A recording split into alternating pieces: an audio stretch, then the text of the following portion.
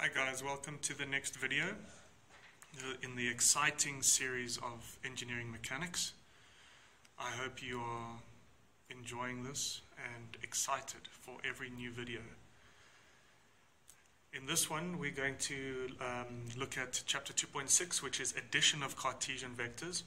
So in the previous videos I've just basically explained or helped explain with the textbook that if we have a vector in 3 dimensions, and we want to carry out vector algebra, which means we want to add a couple of vectors, we want to multiply them, we want to subtract one vector from another, it is very helpful to convert them into Cartesian vector form. I really hope you get the picture now.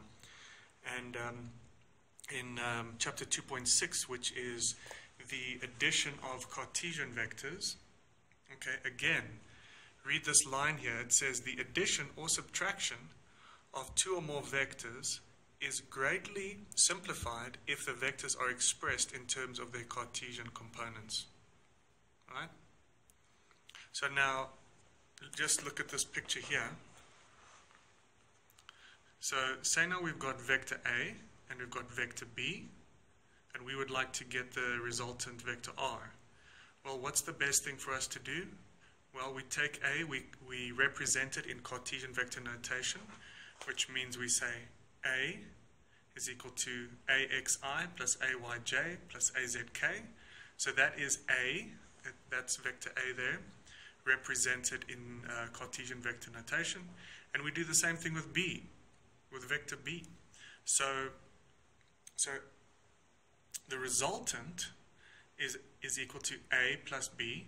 This is in just general vector notation, but if we look at the Cartesian vector components along the ij's and k's, can you see that all we need to do then is add what they call we need to add the scalar sums of the I, J, K components of A and B, right? So we take the components along the x direction and we add them together. We take the components in the y direction, add them together, and the same with the components along the z. Okay? So basically then, what we can say is that the resultant force, right, this R, is then equal to the sum of all the forces, right?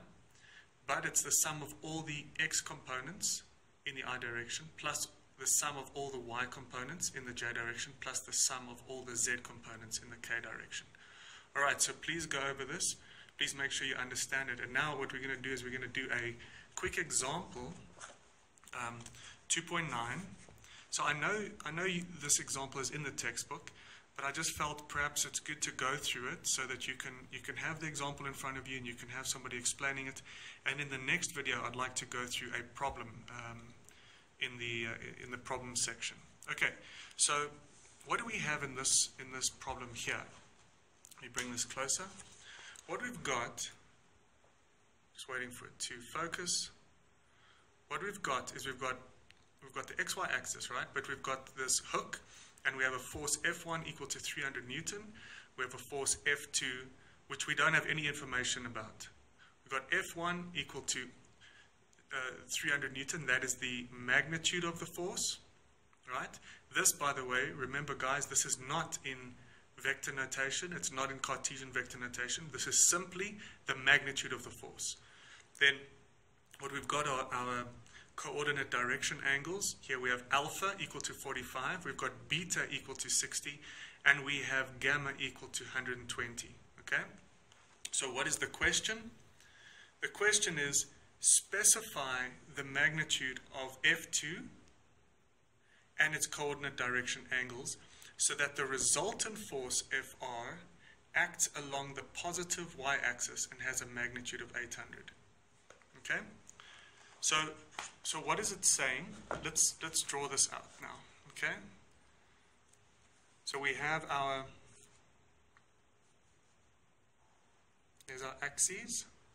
X, Y, Z. We've got F2. We don't really know anything about F2, right? We don't have any information. We've got F1, we have its magnitude, 300 Newton. Then we've got 45 degrees here for alpha. We have 60 degrees for beta. And we have, there we go, we have 120 degrees for gamma. All right, so essentially we have all the information we need for F1. We don't have anything for F2. And FR, they say FR is 800 Newton, okay? And it is along the positive y-axis. So let me just ask you, they say the resultant force, so the basic idea is this, guys. You've got F1 and F2, and when we add up these two forces, these two vectors, we get a resultant force vector, and the textbook tells us that it's 800 Newton. The resultant, the magnitude is 800 Newton, and it is along the positive y-axis. It's along the positive y-axis, right? So we've got the resultant force is 800 Newton along the positive y-axis. So how would you write this in Cartesian vector form? You would write it like this, 800 J Newton, okay? Now remember, so now we've got our information laid out. Remember, guys, that the resultant force is equal to the sum of all the forces. The resultant force is equal to the sum of all the forces. What is our resultant force? It is 800 J. That's our resultant force. And it's equal to F1 plus F2. But what is F1? F1 is equal to F1 in the x direction, I, plus F1 in the y direction. Maybe I can just draw it like that. Maybe that might be a bit better. In the j direction, plus F1 in the z direction. Sorry, F1z in the k direction, plus also F2, right, in the x, F2 in the y, plus F2z. Okay? Is that clear? We have now expressed F1 and F2 in Cartesian vector notation. ijk, ijk. All right? So now that we've got this, that's our basic game plan. Right? This is our governing equation, and we've written it out now in terms of Cartesian vector notation. Okay. Now let's just look at F1. Let's just look at F1. Remember, I just wrote here, it's F1xi plus F1yj plus F1zk. But, let me rather do an arrow there because I'm not going to write it out at the moment. What information do we have? We've got the magnitude of F1, and we've got the coordinate direction angles. So do you recall that we had these equations? These are the direction cosines. Cos alpha was equal to what? F1x over F1, right? It's the x component over the magnitude of the force, of the vector. And then we had cos beta is F1y over the magnitude. And then we had cos gamma is F1z over the magnitude. So please go and check out this again. Make sure that you understand the direction cosines. So what information now do we have? Do we have F1x? No. That is what we're looking for, right? we're looking for f1x, f1y, f1z. Okay? But what do we have? We've got f1 and we've got alpha. We've got the direction, coordinate direction angles, and we've got the magnitude. So f1x then equals f1 cos alpha, f2x equals f1 cos beta, and f1y, f1z equals cos. Sorry, got distracted. Okay, so we have then f1 in the z direction then equals the magnitude f1 cos gamma. Okay, so does that make sense, guys? We first looked at the direction cosines. Okay, let's just go back again. The resultant force, vector form, is equal to the sum of all the forces. What is the resultant force? It's 800J. That's the resultant force. That's what we got here. Equals to F1 plus F2. What is F1? If we write these in Cartesian vector form, we have F1x in the I, F1y in the j, F1z in the k. This is F1 now. This is in Cartesian vector form. But what information do we have? We've got the magnitude. We've got the magnitude of the force, and we've got the coordinate direction angles. So if we look at the direction cosines, cos alpha equals that, cos beta equals that, cos gamma equals that, we're able to determine, we're able to calculate what is f1x, f1y, f1z. Okay, so it's equal to the magnitude of that force, which is 300, times the cos of the coordinate direction angles.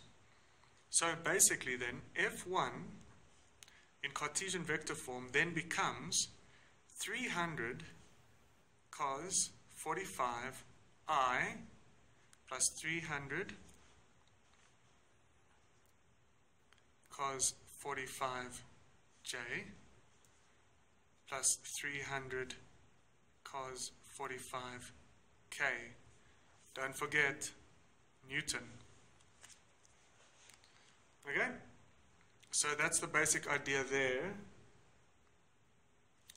I'm sorry, this is meant to be 60 and that's meant to be 120. Okay? 45 because the coordinate direction angles are 45, 60, and 120. 45, 60, 120. Okay. Now, this then, if you look in the textbook, this then equals 212, 1I plus 150 J minus 150 K Newton. Okay, I hope we're okay with that now. Okay, let me just get some more space here. Okay, but again, what are we after, guys? We are trying to find F2. That's the goal of this problem, this exercise. We're trying to find F2. We have the resultant and we have F1. The resultant is equal to F1 plus F2. We have F1 now. Now we're trying to find F2. Now how do we go about this? Again, just remind you that F2 also, if we write it in vector form, it's F2x in the I plus F2y in the j plus F2z in the k Newton. Okay? So now, the nice thing is that the reason why we break it up into Cartesian vector notation is that now we can essentially say that the resultant in the x direction is equal to the sum of all the x components. And we can say the resultant in the y direction is equal to the sum of all the y components. The resultant in the z direction is equal to the sum of all the z components. Okay, what does that mean now? So, what is the resultant? What is the resultant in the x direction? What is the resultant in the x direction? It is 0, right? So, if we say 0 is equal to, now what is the x component of f1? It's 2, 1, 2, right? And what's the x component of f2? It is simply f2 in the x. Does that make sense? So what we're doing is we are equating the x component of the resultant to the x components of f1 and f2. And that's what we get. So what about y? What is the y component? It is 800j. 800 equals 150 plus f2 in the y. Similarly, in the z, we have 0 because, remember, the resultant force has no z component. Remember, guys, the resultant force essentially looks like this. 0 in the I plus 800 in the j plus 0 in the k Newton.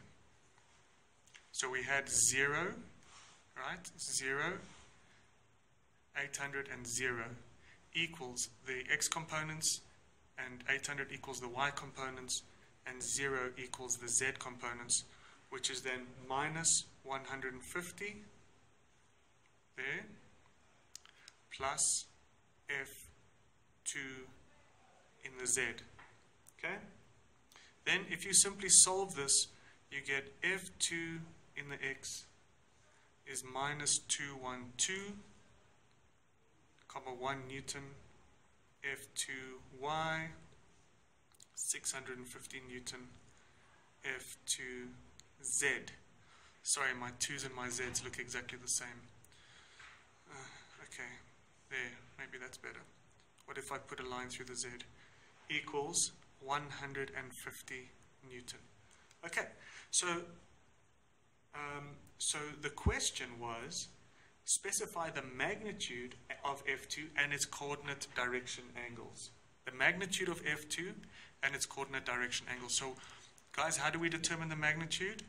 The magnitude of F2 is equal to minus 212,1 squared plus 650 squared plus 150 squared square root, which then gives us 700 Newton.